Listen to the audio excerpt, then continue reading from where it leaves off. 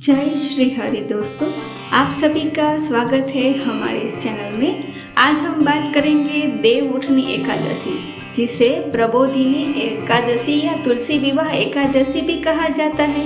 यह एक बहुत ही पवित्र तिथि होती है जब स्वयं भगवान श्री हरि विष्णु 4 महीने की योग निद्रा से जागृत होते हैं।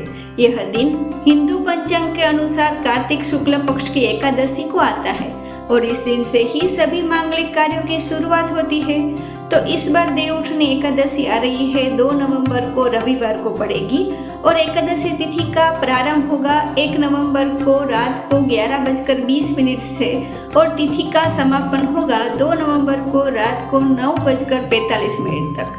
पौराणिक मान्यता के अनुसार जब भगवान श्री हरि क्षीर सागर में शेषनाग पर शयन करते हैं तो उसी काल में सभी देवता विश्राम करते हैं। इस दौरान कोई भी शुभ कार्य जैसे विवाह, गृह प्रवेश, यज्ञ, नामकरण आदि नहीं किए जाते।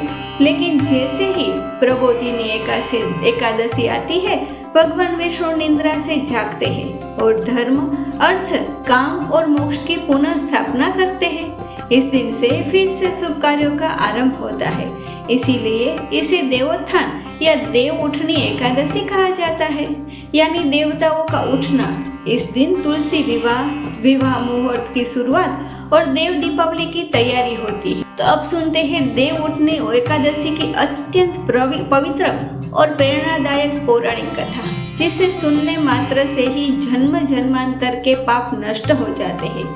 तो एक समय की बात है, सत्य युग में राजा बलि नाम के एक दानवीर और बलशाली राजा का राज्य था। वे अत्यंत पराक्रमी, दानी और भगवान विष्णु के परम भक्त थे। राजा बलि ने अपने दान और तप के बल से तीनों लोगों पर अधिकार कर लिया। यह देखकर देवता भयभीत हो गए और सब मिलकर भगवान विष्णु के पास पहुँचे। देवताओं ने कहा, हे विष्णु भगवान, असुर राज बलि ने त्रिलोक पर शासन जमा लिया है, कृपा कर हमें उसके अत्याचार से मुक्ति दिलाई। भगवान विष्णु ने कहा, हे देवराज इंद्र, समय आ गया है कि मैं स्वयं पृथ्वी पर उतरूं। और इसके बाद उन्होंने वामन अवतार धारण किया, एक छोटे से ब्राह्मण बालक का रूप लिया। हाथ में कमंडल, यज्ञोपवीत और छत्र धारण किए हुए भगवान वामन राजा बलि के यज्ञ में पहुंचे।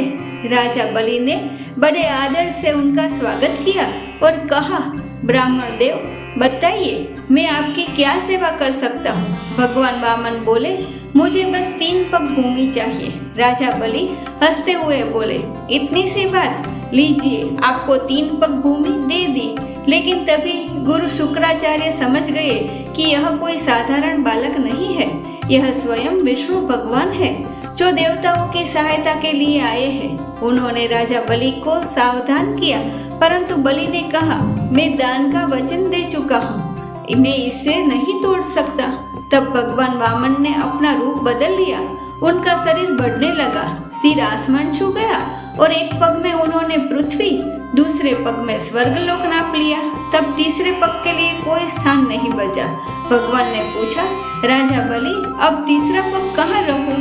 राजा बलि ने हाथ जोड़कर कहा कि हे प्रभु, तीसरा पग आप मेरे सिर पर रख दीजिए।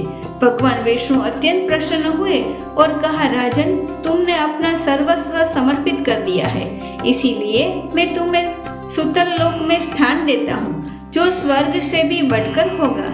राजा बलि ने एक निवेदन किया कि हे प्रभु, आप मुझसे दूर न जाए, मेरे लोक में निवास करें। भगवान विष्णु ने उसकी भक्ति से प्रसन्न होकर कहा, बस चातुर्मास के 4 महीनों तक मैं सुतल लोक में निवास करूंगा और शयन करूंगा। तब से हर वर्ष आषाढ़ शुक्ल एकादशी को भगवान विष्णु शयन करते हैं।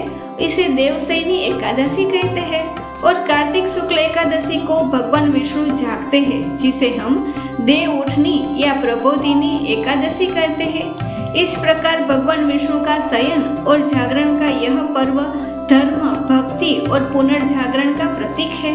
जो व्यक्ति इस दिन व्रत रखता है, कथा सुनता है और तुलसी विवाह करता है, उसे अनंत पुण्य की प्राप्ति होती है और जन्म जन्मांतर के पाप नष्ट हो जाते हैं। देव उठनी एकादशी व्रत का फल अनंत है। शास्त्रों में कहा गया है कि इस दिन जो भी भक्त विष्णु जी का ध्यान करके व्रत करता है वह अनेक जन्मों का पुण्य एक साथ अर्जित करता है। भगवान श्री हरि स्वयं कहते हैं, जो भक्त मेरी इस एकादशी को श्रद्धा और भक्ति से मनाएगा उसे मोक्ष की प्राप्ति होगी और उसके सभी संकट दूर होंगे। तो भक्तों, यह थी देव उठनी एकादशी की संपूर्ण कथा और पूजन विधि। इस दिन भगवान विष्णु और तुलसी माता की आराधना अवश्य करें और घर में दीप जलाए, भजन करें और भगवान से प्रार्थना करें कि वे हमारे जीवन में सुख, समृद्धि और शांति प्रदान करें। जय श्री हरि। हरे कृष्णा।